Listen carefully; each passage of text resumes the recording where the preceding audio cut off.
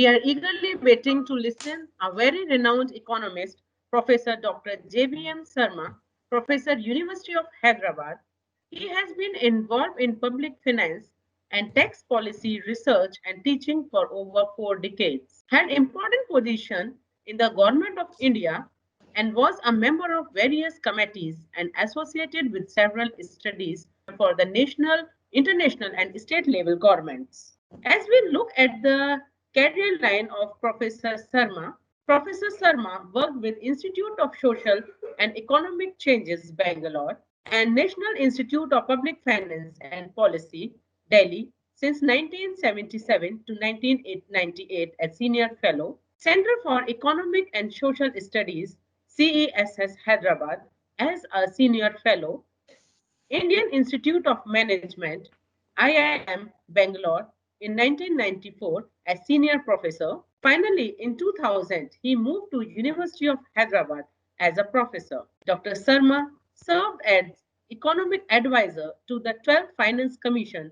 Government of India, and contributes several working notes and also a scientific tax devotion formula. After retiring, he has accepted that ICSSR National Fellowship and affiliated himself to the University of Hyderabad with a view to continue his research contribution. Throughout his career, Dr. Sarma's basic research interests have been public finance, public policy design, corporate finance, international taxation, econometric method and applications. He authored 6 books, undertook several policy research projects, and published several papers in reputed journals. Presently, he is working on a textbook, Public Finance, Principles and Practices. Today, Sir is going to enlighten us with the topic Confidence Restoring, Key to Rebuild India's Economy. I welcome you, sir, to give your note on your topic. Thank you, sir. Thank you very much. The topic is the impact of COVID-19 on the economy. I've been reading about it, discussing with various people, various stakeholders in this, and I find, you see, this is not normal depression or anything. This is just a temporary pause, you can say. So, what is really required is, towards the conclusion also, you will find the same thing. The required thing is key to rebuild India's economy is confidence restoration. That is what? Look at this. India has always been a resilient economy. There are several upheavals in the economy, several crises, several attacks. Resilient economies have one common characteristic. That is, it withstands several attacks, either military attacks, trade attacks, economic attacks, social and health upheavals. So, India is such a strong country, it can withstand many things. So, this is nothing but another small attack, you can say.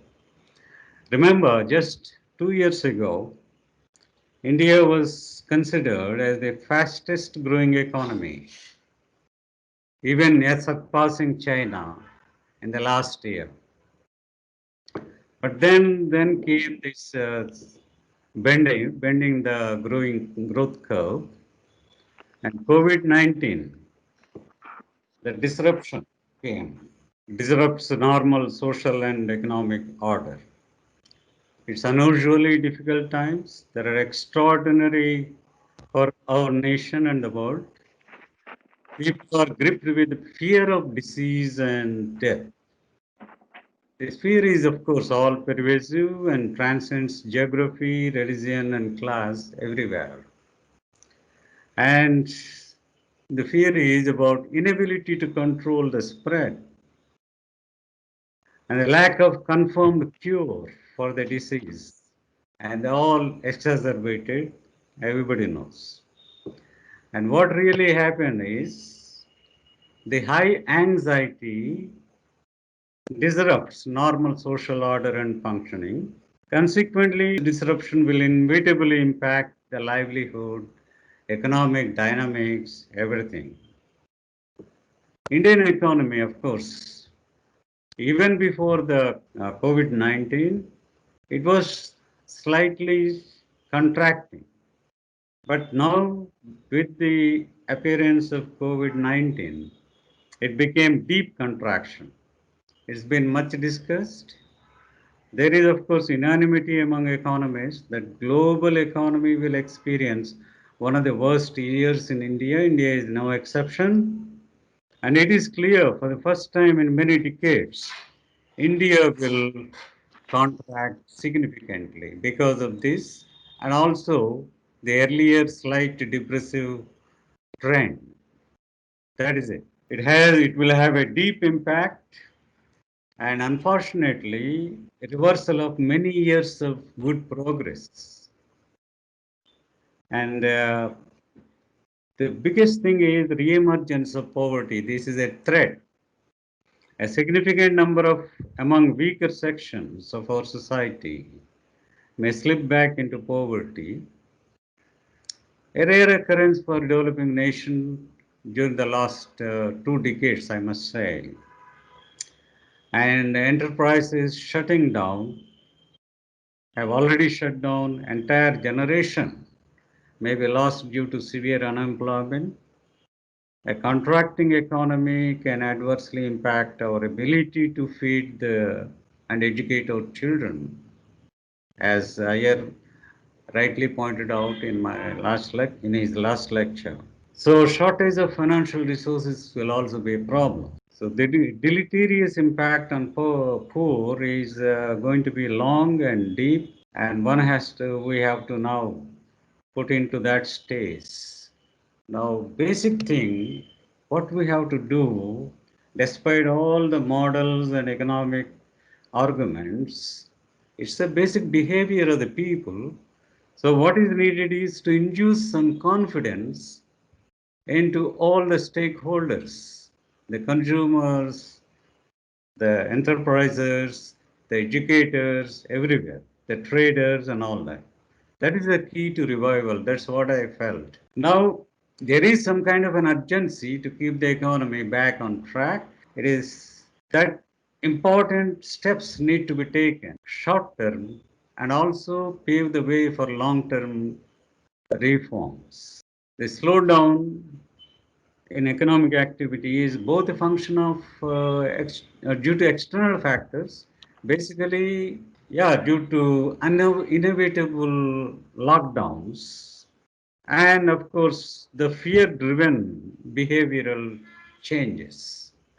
You will know that the lockdowns immediately puts a lot of labor in confusion, where to go, how to live, and all that. Because this all of a sudden happened, so we have to the fear-driven behavioral changes and lot of rumors and everything spread that actually deteriorated the economic confidence. So the need to inject confidence is important. Confident in people about their lives and livelihood that nothing happened, everything can be revived soon. And entrepreneurs to reopen and making investments as usual. And bankers about providing capital. Multilateral organization to provide funding to India, multilateral organizations like World Bank, ADB, and all that. There's nothing. So sovereign rating agencies like ICRA about India's ability to fulfill its final obligations. So all this need to be done. But most important is number one point I will consider is to provide support to small and medium enterprises. This is so because the large companies are busy with their debt-laden burdens and more interested in reducing their debt burden. And they don't mind postponing their capital expenditure, investments, cutting jobs to protect their margins and avoid punishment by stock market because these are large companies. So what we should look for is the revival or smooth growth of SMEs. This is my feeling. As of now, in addition to cash flow issues, SMEs are troubled by increasing compliance burden involving multiple filings, licensing, and reporting requirements, especially in the new environment of GST. I cannot understand, for example, why should a micro enterprise with two, three employees need to file monthly, quarterly, and yearly GST returns in addition to several others, such as TDS, for example, and income tax returns. I mean, it's all funny implementation of it affects the tax compliance very much. So you cut these requirements to bare minimum, which will not cost any money, and you will free up substantial part of government machinery also and make these SMEs to look for interesting growth. And similarly, nowadays what's happened? The small exporters, most of whom survive on returns as low as 3 or 4% operating margins. Okay, they're shamelessly being exploited by these banks, and they extract 2-3% of export earnings as bank charges, as currency conversion charges. Well, these are certain small things they look like, but very big for SMEs growth. And India has lakhs of SMEs looking forward for such changes. So, if there is a political will, government can easily do it, reduce the regulatory hurdles, and ensure prospects of small businesses. This is the first aspect to be done, and it's a short term as well. Then create a predictable business environment because one factor that needs to be ensured is removal of uncertainty. So rules are changed every day, every month, every year. It doesn't augur well for investment flow. So whatever little things are there to be removed, unpredictable rules, they can be removed. Reduce the discrimination between foreign and domestic investment temporarily. Foreign companies are taxed at higher rates rather than domestic companies, and temporarily we should put a stop to this, give a pause at a time when we are trying to lure top global manufacturers, FDDs, etc. And also, we want to compete and overtake China in this matter. You can see the environment now is very much against China world over about trade relations because Chinese has a different business logic of exploiting other countries. So India can tackle China in this way too, and it's already started doing it. Then other sector which can government can easily promote is the real estate sector. With the advent of pandemic, a lot of construction work paused, and real estate sector is one which has great linkages with other sectors like cement, steel, electrical appliances, everything, interior decorators, everything. So this can be encouraged a bit by removing certain hurdles. And in the modern world, even with the pandemic, e-commerce can be one aspect one can easily look up to because e-commerce is ideal in pandemic situation and it is ideal for maintaining the social distancing and all that, and it can help growth engine. Okay, don't worry about Amazon, Flipkart, that they will devour the small companies, but Indian networking companies like even physical like Big Bazaar, DMart, Geomart, they can be encouraged. And e-commerce in India will keep the growth engine running by supporting all kinds of manufacturers easily. And they are ideal even in low pandemic situations because they can apply the social distance rule very well. Okay, now coming to the very important point of reverse migration, rise in MNREGA demand. Okay, the lockdown has disturbed many labor and many factories were closed and they were everybody wanted to return to their villages and all that. In fact, that was a small mistake government has done it because they could have provided the livelihood even without work. They could have maintained the labor at the places of work because the closure of enterprises was only temporary. Now they all returned to their villages. It became a big problem how to provide employment to them. The demand of MNREGA of 62 million is nearly 10 times more than the total number of employed by the entire listed corporate sector and 3 times the earlier years. Once upon a time, it was so people were getting MNREGA, everybody, but now the demand has gone up. Government cannot provide easily. One should realize that. And most of them are displaced non-agriculture. But still, you can strengthen it further and also encourage people to return to their workplaces, to join the factories, and slowly lockdowns is coming down.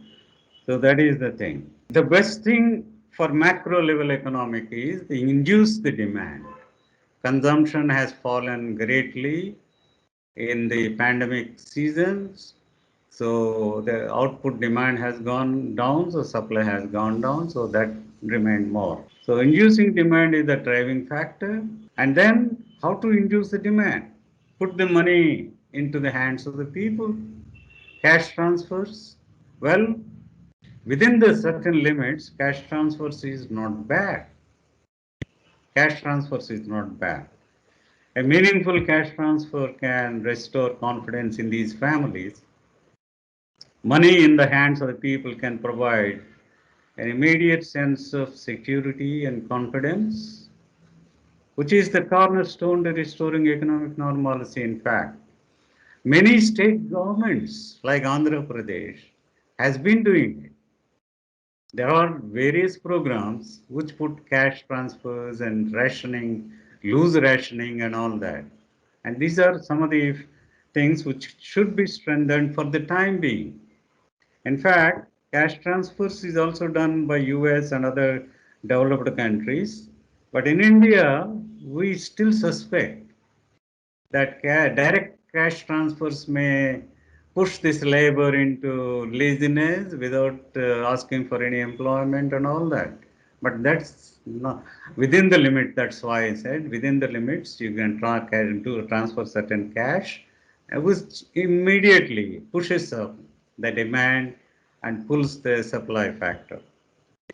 Anyway, it's not too late. I think now onwards, it's a low pandemic effect, no lockdowns. So this is the best time to induce people to spend more. That is one observation. Now coming to this COVID-19 has affected the financial system. And one way to revive is the RBI should take up measures. It's already taking up, but with much more fervor. Like, for example, it reduced the interest rates and it also should guarantee the credit and it also should enhance the liquidity. So this is important. COVID-19 assistance measures undertaken by RBI are not going to be fruitless in the larger sense. And more importantly, reviving health and banking is important because that is needed for capital infusion or even disinvestment of public sector banks, allowing institutions such as the RBI, public sector banks, bankruptcy boards, securities and insurance regulators to function freely, not much of a regulation, at least temporarily, it can do very good for the economy. And then they also can create public confidence, and which matters really. When firms feel confident of availability of capital and consumers, they do not need much else to kickstart the production and investment. And no need for restrictions on industrial policy anymore because we don't have to put any restrictions on exports, imports, and all that. Next step would be on taxation side. I already talked about the GST. They should simplify and streamline. Similarly, income tax shaping. Income tax shaping is also very important. Income tax shaping, people really merely think that corporate tax cuts could be very good, but already the corporate tax rate has been cut and not so effective. So that's not really the solution. So reverse the corporate tax cut as immediately as possible, at least for the time being, and focus on personal income tax. What happens is improvement in the purchasing power of the poor is no doubt helpful, but it will mostly support the demand for essentials. Okay. So one way is you put cash into the hands of the poor, the demand will go up. But what about the middle classes? It is the relatively affluent households who drive consumer demand to a higher level. Okay. And durables, education, health, and recreation. And when these are enough encouraged, not by personal income tax won't matter for them, consumption goes up, and poor the taxes matter really. On international trade scene, well, you can afford to cut the exchange rate a bit. This is the time actually. I don't mind paying 80 rupees a dollar. That will check unnecessary imports, support indigenous manufacturing because goods will be cheaper, and encourage exports. The other way, of course, is to jack up the import duties, but that's not advisable at this stage. And just before the COVID-19 era, the government has taken up a very good step of the NIP, National Infrastructure Pipeline, with a 111 trillion rupees. Actually, it's an umbrella project for all the possible projects. This is a very important thing, and it's a result of Vision 2025. It only not only provides a timely stimulus for turning the tide on industrial activity, but also improve national competitiveness. Okay, it's like you can think of a kind of earlier planning commission. Now there is no planning commission, and this kind of capital planning can do a lot more. But this is a bit long-term version, and that is to be seeded now anyway. However, the success of this NIP depends upon human capital organization, innovative funding models, and greater technological integration. And this is, of course, the next step in the planning for capital development. And then some of these steps taken by the government of India, like Atma Nirbhar Bharat Abhiyan, the 20 trillion stimulus package is very good. And it has also focuses on MSMEs, liquidity, self-reliant. Its aim is to make it self-reliant India. And then the key themes of this Atmanirbhar Bharat is import substitution, demand revival, export-oriented industrialization, and all that.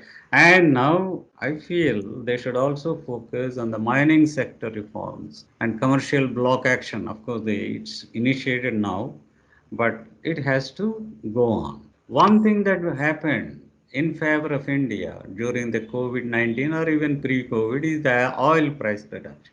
This substantially reduced our burden on foreign exchange and also industries requiring petrol, petroleum products. That is very nice, but unfortunately, what's happening? The central government and the state government should reduce the corresponding taxes on this, even selectively. They should not, take for example, state governments are very fond of taxing the petroleum products and all that because they think it's easy revenue. But, they should also kind of restrain themselves. Into the actual, some of these steps to be done by the government requires a lot of finances. Okay, and already the revenue things are stretched too much, and with major shortfall in revenues because consumption has gone down, so it's not the time to expect revenues to go up, not even income taxes. Finding out or searching for new avenues for tax revenues are not really feasible in the short term. But what is feasible is the good old Keynesian solution, that is borrow. Borrowing is the need of the hour now. A large direct cash assistance to people, etc., require significant financial resources, and taxes are not coming, so government can loan, borrow the things. So use these loans from international funding agencies, especially the World Bank, ADB, and all that. Now the new development bank is on the scene. That is also in favor of India to some extent. All this is okay, but when in the olden days, when government want to borrow, they never looked upon these international financial funding resources too much. They simply printed money. Okay, that is deficit monetization. And that should be last resort because it immediately will have price impact. Some have opinion that India should think of going back to the old days, but I don't think so. So there is need for careful planning, unhealthy impulses. That seems free money creates governments. So it should be the last resort. So let me summarize now. I was telling that confidence restoration is the key for the thing. So you restore confidence among people through direct cash assistance and welfare programs, through autonomy of institutions and processes of banking, and then confidence in greater access to capital will help them invest and create jobs and restore confidence among international organizations. Yes, India can repay, and our record shows that India has a good record of repayment. So international funding agencies need not worry about that. So this is all reducing. So what I'm going to say is it's mostly psychological and we haven't lost anything. It's only a small pause in the development and we can, jump back to the track very soon if everybody acts his way.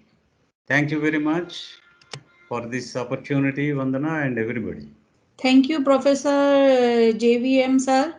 And you have a focus on the rebuild India's economic, and you have highlighted that how 2 years before we were focusing on the fast growing economic, and also you have focused that how the India can be become a Atmanirbhar. It was a very good session and information to us. Thank you very much for giving us your precious time. Thank you, sir.